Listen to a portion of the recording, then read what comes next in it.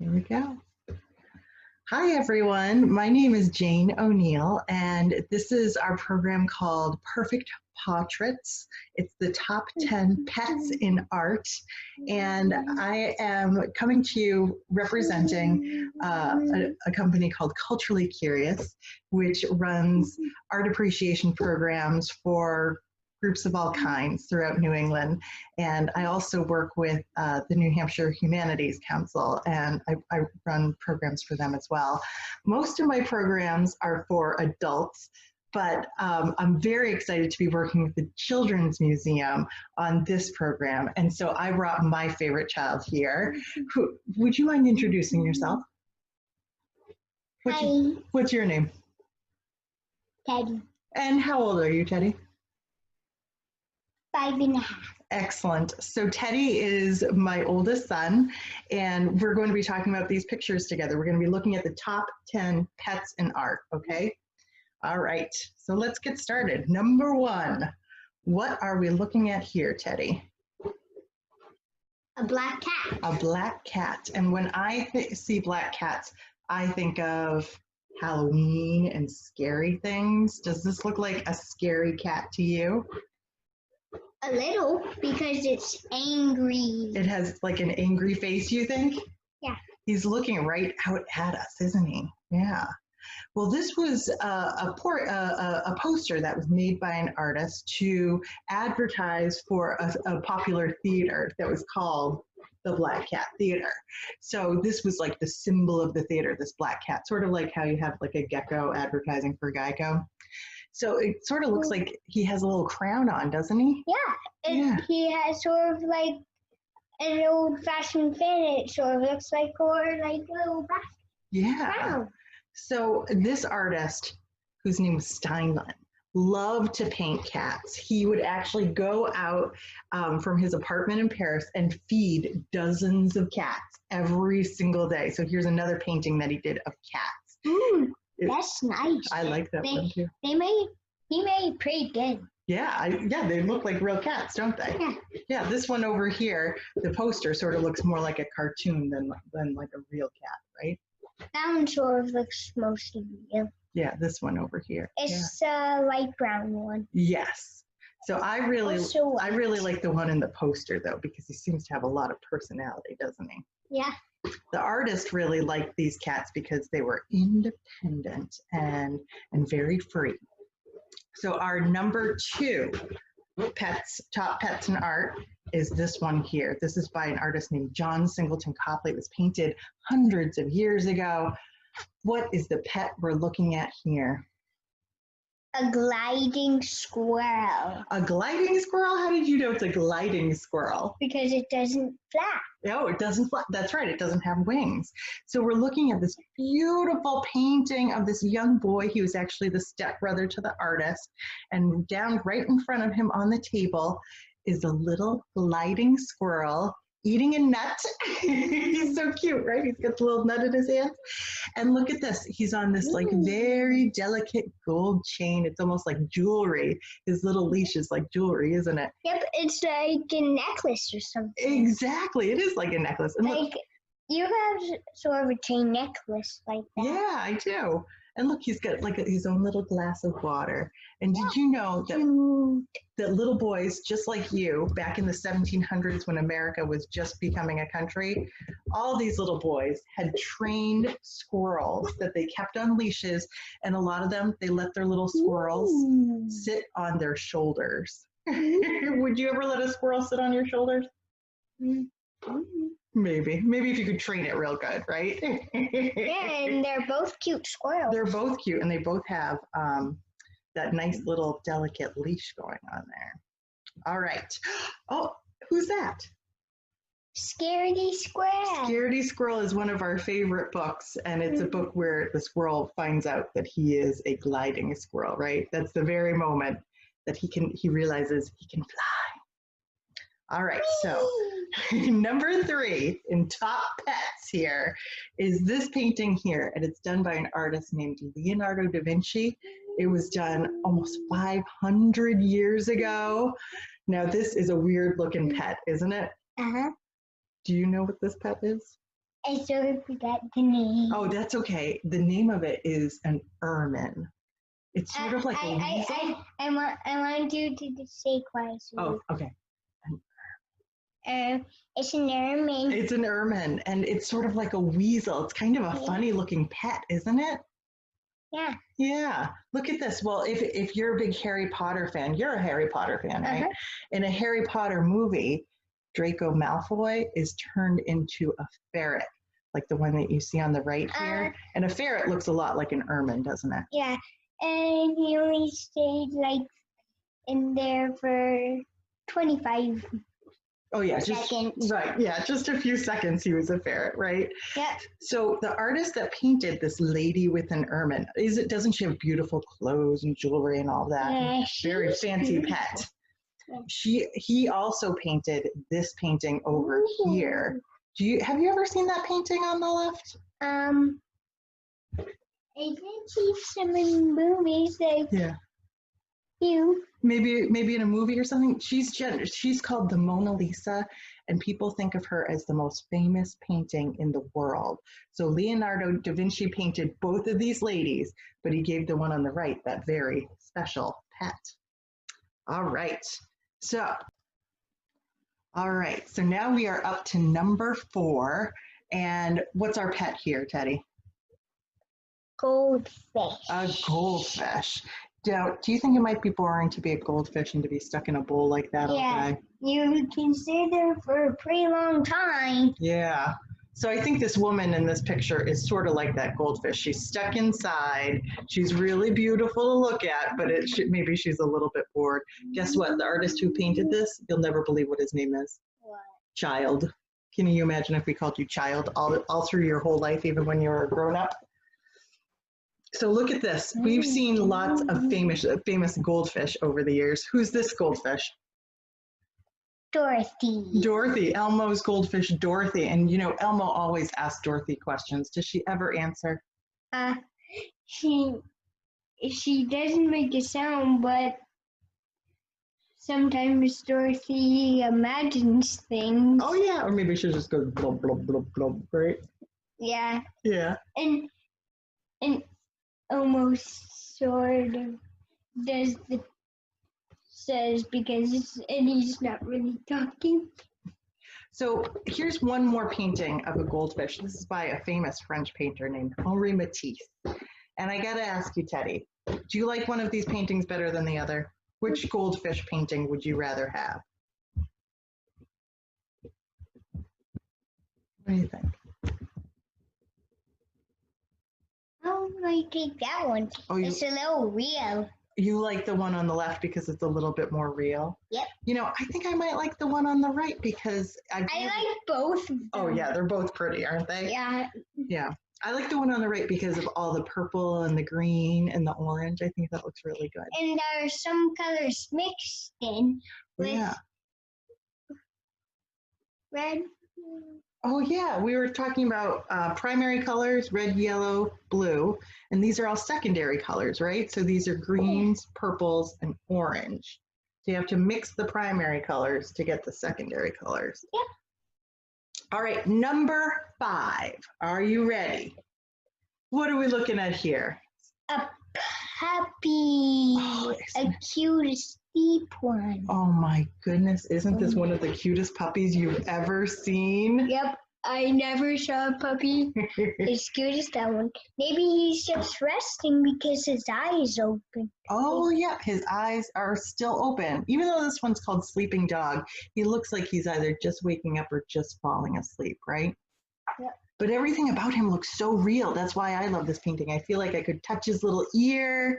I feel like I could touch that bundle of sticks. Like you think you could touch the ear and you could sort of figure out what's in there, but it's not really in front of you. Right, it's just a painting, right? Yeah. But that little dog just seems so sweet, and he seems like a really nice companion. Now, artists throughout the years have always loved to paint sleeping dogs, and this is one of the most famous.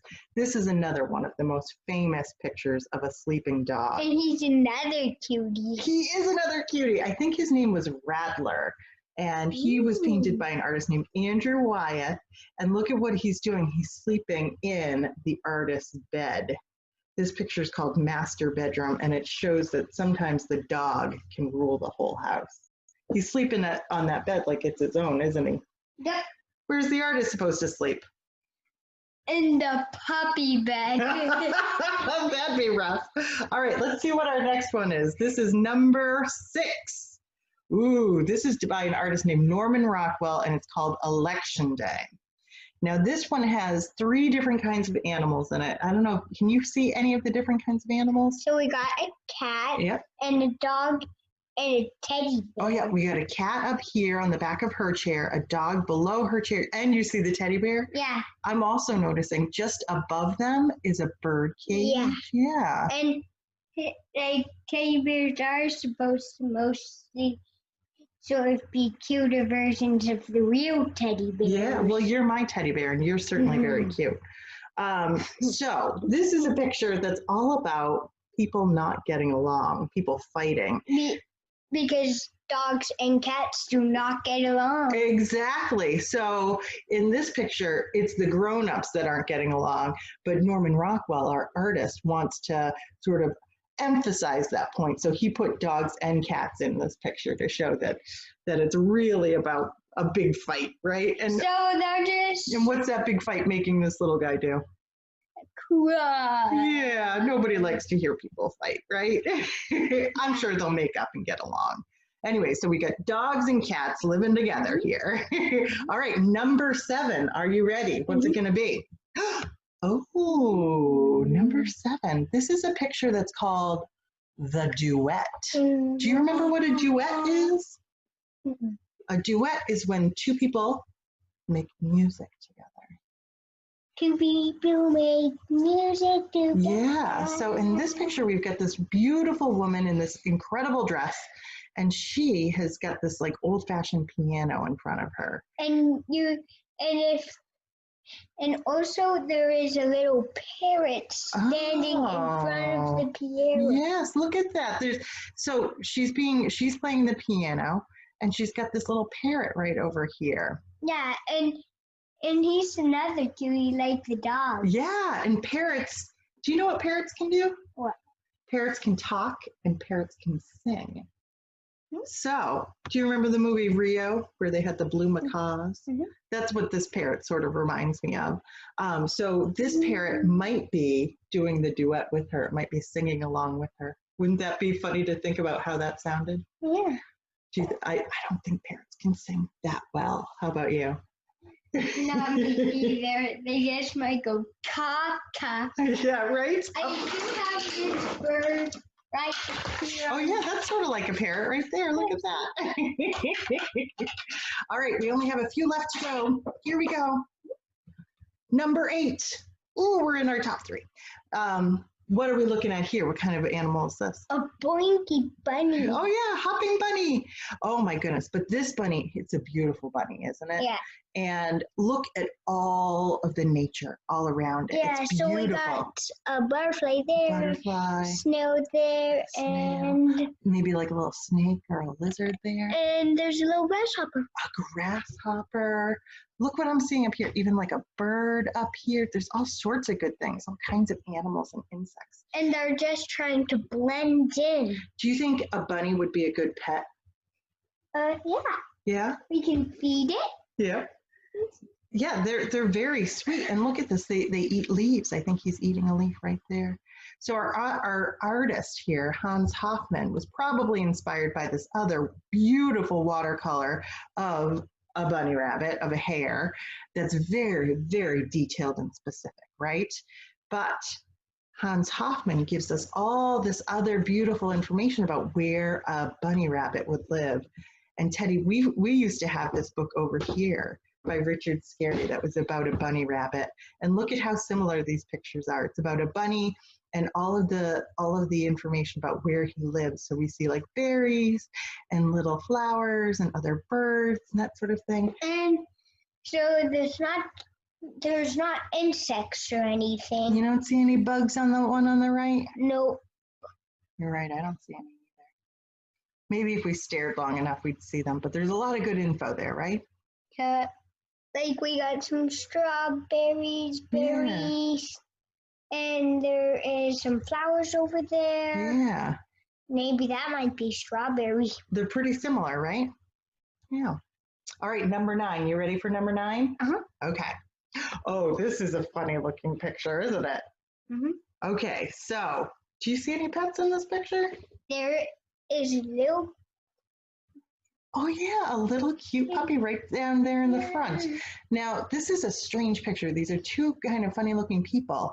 Now, you'll never believe what they're doing. What? They're probably getting married. This is like a very old picture where two people might be getting married. You can see that they're holding hands here, but he looks very serious. She looks very serious. But the dog is actually the big clue that this could be a wedding. You know why? Why? Because dogs have been a symbol of love and fidelity for hundreds and hundreds of years. Because dogs, once they love you forever. So look at this. This is such a famous picture that people like to recreate it. They did it in Legos over here on the right. Who's this over here on the left? Kermit and Miss Piggy. Yeah, so people like to recreate it. And guess what? People are so bored sometimes during the COVID-19 pandemic. They recreate it in their own apartments and in their houses. They recreated this painting. But let's take a look at the little puppy dog. Oh, he's a cute one. Oh, isn't he a cutie? He's like, you could just hold him in your hand like this. Right. It looks like I'm holding him. He's a real sweet one. I love his little black nose. And I love the way his little eyes look right out at us. And it looks like the artist probably used a teeny tiny paintbrush to paint each one of those hairs. Because you can see each individual hair on that dog, can't you? Yep. All right. All right. Are you ready for number 10? Uh-huh. Number 10. Here we go. What are we looking at for pets here? Monkeys. Monkeys! And this is one of my favorite artists. Her name is Frida Kahlo. She lived in Mexico, and she actually did have pet monkeys. She had pet birds and pet monkeys. Can you tell me how many monkeys you see here? 1, 2, 3, 4. Excellent. And what are they doing? They're hugging her up. They are hugging her up. They just love her. They're gone. You're like my little monkey, Teddy. And you know what? Frida always wanted to have her own children, and she never got the chance. So I think she took care of these monkeys like they were her own. And I think for a lot of people, pets are like part of the family. So many kids your age have probably seen Frida Kahlo before if they've seen the movie Coco, right? Do you remember her character in that movie? She was an artist. And look, right behind her, she's painting a picture of her with monkeys. So they really got that right in the picture in the movie, didn't they? Yeah, so it's sort of like an act out. Yeah. It's sort of like she's sort of like programmed there. Right. It's sort of like she came alive in the movie, right? And she was programmed there and there. Exactly. So I can't thank you enough, Teddy, for helping me out with this program. And I just wanted to remind everybody to continue supporting the wonderful Children's Museum and Makers Fest. And if you want to learn more about what I do in terms of art appreciation programs, please visit my website or our Facebook page, or you can see more examples of my programs for adults. Unfortunately, they don't have this cutie in it, on our YouTube channel as well. So thanks for tuning in, everybody. Goodbye. Thank you so much, Teddy. You were great.